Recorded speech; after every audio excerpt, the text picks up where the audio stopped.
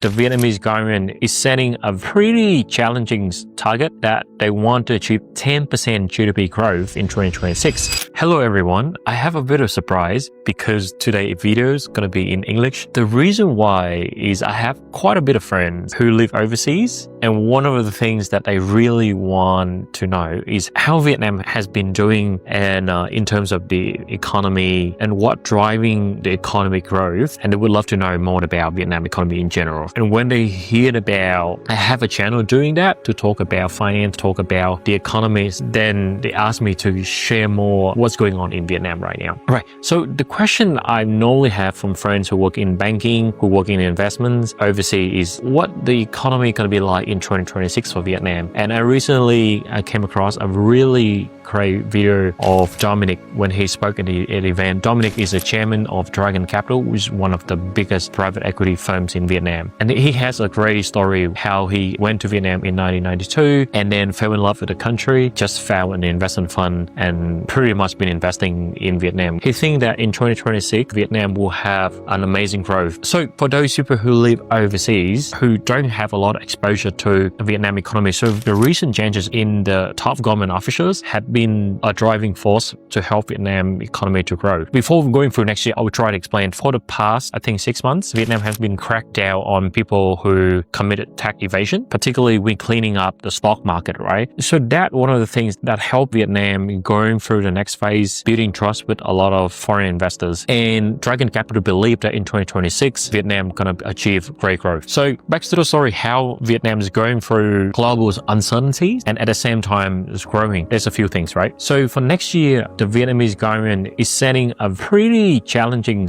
target that they want to achieve 10% GDP growth in 2026. To get it straight, for the last 20 years, Vietnam economy has been growing at 6.5 to 7% annually. So to achieve 10% next year, it means growing 30% more. That actually quite challenging. And how they're going to do it? So I will explain. There's 4 factors that makes the Vietnamese government so confident in achieving 10% growth next year. The very first thing is converting the informal economy. So if you go to Vietnam, you see that like the whole country is full of mom and pop shop, little food stalls in the corner, little banh mi stores in the corner, right? And that has been the driving force of the economy. And mom and pop shop or informal economy been contributing 15 to 30% to Vietnam GDP annually. But there's one problem. So players in informal economy often has low productivity and they're not very scalable because they don't often adopt technology's advances or apply technology into their operations. That's the reason why they're not scalable, right? Imagine like you run a first shop, there are not many incentive for you to scale. And also in terms of operation, I know many first shop been operating for 40, 50 years with no motivation to change at all. That's not actually a particularly good thing for Vietnam in general. So if you apply technologies and you have a track record in terms of finance, in terms of tax payment, invoices, then it would help you to open doors like extra capitals, right? And one of the reasons why a lot of foreign investors, they don't want to invest into Vietnam because of the lack of transparencies in terms of financial record, right? So next year, the Vietnamese government is trying to convert 20% of the 5 million households who are in the informal economy right now. So that would be they're trying to convert 1 million household business to become official enterprise. They force these guys to apply digital payment, apply point of sales payment, electronic tax, electronic invoices, and these are all the things plug in directly to tax office. That's actually great. So I think the direction is